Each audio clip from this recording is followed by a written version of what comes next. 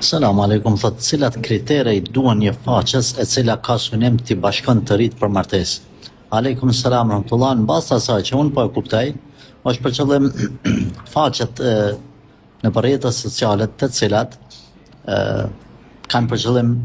t'i afrojnë të rritë mes vete për martesë, me sa unë po e kuptoj kështu. Dëgjoj, për momentin nuk kam ndonjë listë të kushteve para vetës, që me thonë kushti I parë ky, I dytja, I tretja ky.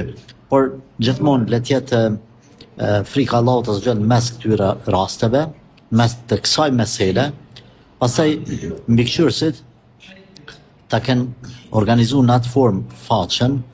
sa mas faqes të merren ata me rastin, të kenë ndonjë zyre ose të kenë persona të caktuar të cilët kanë me qenë ndërmjetësues mes një djalit e një vajzës, asesi mos me e rap prej as djali as vajza e keq përdorimeve edhe keq pallam kështu nijeteve të këqija, pse jo me pas një hoxh ose ma tepër, qoftë në një qytet ose në disa qytete, që merren me faqe në mënyrë direkte edhe I njohin ata që pyqen në këtë faqe, gjithmonë me qenë mahremi, pra personi përgjegjës I vajzës, pse jo dhe I djalit, ama I vajzës në veçanti, I informuar për çdo send që sillet rreth asaj faqe. Pastaj do të kisha preferuar me pas një zyre ku bën ndërlidhja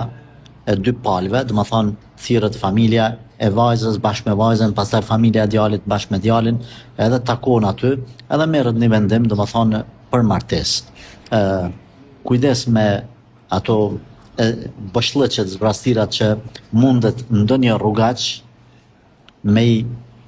keq përdor edhe me e lidh në vajzë të ndershme me veten e vet, me keq përdor vajzën, pastaj edhe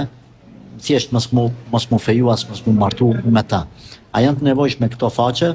Nuk du të them që veç kështu edhe s'ka ndryshe, ndoshta janë të nevojshme, pse po them, për arsye se djemt edhe vajzat e reja kanë nevojë sot me u feju edhe me gjetë një personin e jetës vet, bashortin ose bashorten, sa ma shpejt edhe me uratu prej kësaj pike ose prej haramit me urujt. Forma një prej formave e shoh edhe këta, edhe pse kam qenë kundër këtyre